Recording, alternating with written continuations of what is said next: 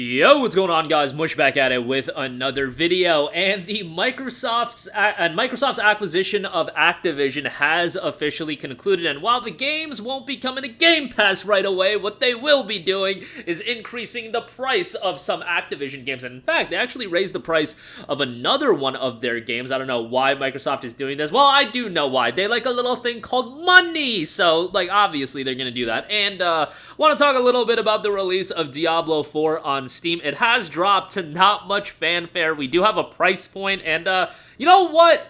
Just because it's not overwhelmingly negative reception like Overwatch 2, let's just call this a W. Am I right? We can call this a W, can't we? But we'll get to that in a little bit.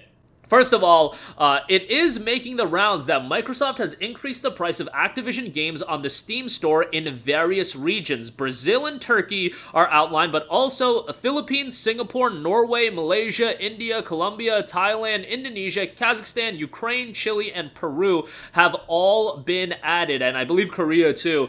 There's a lot of regions that are being upped in price, and yeah, this is your typical, acquisition, and then games are increased in price. Maybe Microsoft saw their regional pricing, and they're like, bro, what are you guys doing? I don't know if it was a Microsoft decision, if they're already making decisions like that, or if that was directly an Activision decision, but the timing-wise, obviously, even if it was directly an Activision decision, and this was in the works for a little bit to up the prices in all these regions, it just looks bad at a surface level, given that Microsoft just acquired them, and all these games have upped in price. And some of the actual increases, like, I'm not going to go through everything, but we're talking about price increases in terms of 90+% of the price has been increased. So that's absolutely insane. And yeah, like some of the Call of Duty games have been upped in price. Prototype has been upped in price. There's a lot of titles that are being outlined specifically. And again, while it isn't relevant to a lot of you guys that live over here stateside, obviously there's a large contingent of people that are playing Steam titles all over the world. And if their games are getting jacked up in price, that is very, very unfortunate. It would be one thing if it was like a price increase of like 10%, 15%, but a game like Sekiro Shadows Die Twice, which is years and years old at this point, getting jacked up in price, I believe, nearly 80 or 90%, or maybe even more than that. It's a significant increase of the price, and these games are relatively old, and you're talking about Call of Duty games, you're talking about, Call of Duty is one thing, but then a game like Prototype 2, like, why is that getting increased in price? Obviously, again, you can point back towards, Microsoft want to be making a little bit more money now that they spent their, $70 billion, but again, I don't know if this is a Microsoft decision. Just timing-wise, it looks really bad. Even if it is a direct Activision decision where it's been in the works for a while, like,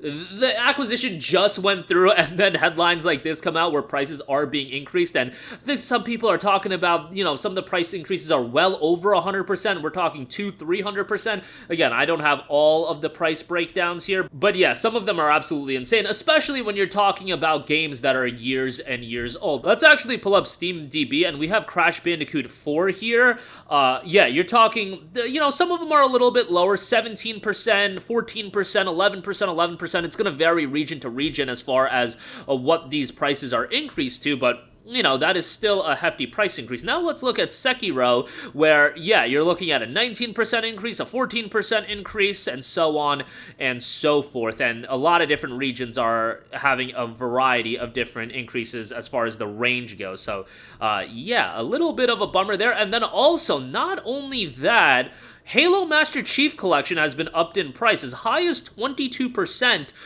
in certain regions, while in other regions, the increase isn't as dramatic, but still, that's a game that's a few years old, and Halo MCC is a game that, throughout the years, people are just randomly going to pick up. Call of Duty titles are like that as well. I wouldn't say a Prototype 2 is like that, but, Halo is such a big IP that at any point, somebody could be like, hey, I want to play the early Halo games, and now you can play them with an added price in certain regions. So a little bit of a bummer, and given that Halo MCC got its price increased, and Activision titles got their price increased, and it's after the acquisition, I would imagine that all of those things, where there's smoke, there's usually fire. So imagine that's a little bit of a Microsoft decision more than anything. Speaking of Activision, however, Diablo 4 is officially out on Steam, and I already see a lot of the headlines, people being like, nobody's playing it, this game's a flop. Well, the game came out a couple months ago, first of all, and Diablo 4, you can have your opinion on it, what you want, $20 horse armor, doesn't sound all that great. As far as the price point goes, $70 is the suggested price, of course, but they are having a Steam release discount where it is 25% off until October 24th, so you can get it for $52.49. It is wild to me that is what I'm saying is the discounted price of a game that's 4 months old. Like, $52. Yeah, yo, get a good deal on Diablo 4. It's at $52. Like, can you imagine that? That's wild to think about. It is Steam Deck verified, so now you don't have to go through any shenanigans of installing Battle.net and going through all of that to get to Diablo 4, although it would still go through Battle.net, but, going through Windows and everything like that, or, launching up another OS. You guys get the idea. You can do it directly from Steam now. The game currently 599 Steam user reviews. 51% of those reviews are positive, which, again, if you want to compare it to Overwatch 2, that is a lot better than the overwhelmingly negative reception that Overwatch 2 did in fact have. And Diablo 4 is a game that I still see that, the longevity is hopefully going to be there. Well, it's not there right now, but who knows? After a few updates, it could have the same story as a lot of these other games. I mean, Battlefield 2042 just had over 100,000 players over that free weekend period. If BF 2042 can do that, hey, Diablo 4 might be able to do that at some point. Season of Blood is live now. I believe they delayed Season 2 at the 11th hour, but maybe it's out now. I'm not following the Diablo 4 news like that, but right now, as far as Steam player base goes, 5,300 people playing the game. And yes, you can look at that number and be like, wow, that is an atrocity of a number. And yeah, I did expect this game to do a little bit better than that, especially because the promotional muscle is being given to Diablo 4. If you go on the Steam homepage, Diablo 4 is the front banner, so I thought it would do a little bit better, but first of all, you've got a $52.49 price tag. That price tag's insane. I knew that it was going to be a hefty price tag going into it. That doesn't change the fact that I still think it's an insane price tag, even if I knew that going in.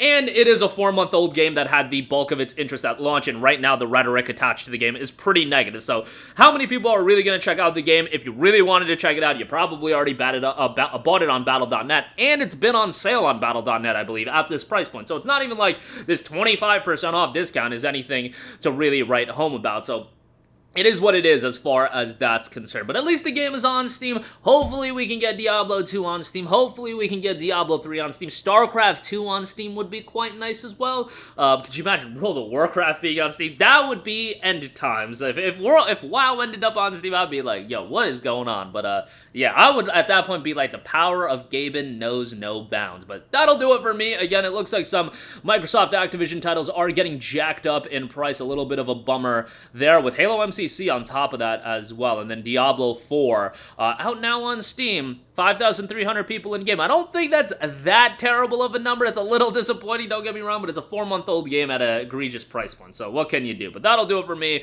Let me know all your thoughts in the comments section down below. As always, guys, thanks for watching, and I will catch you guys in the next one. Peace out.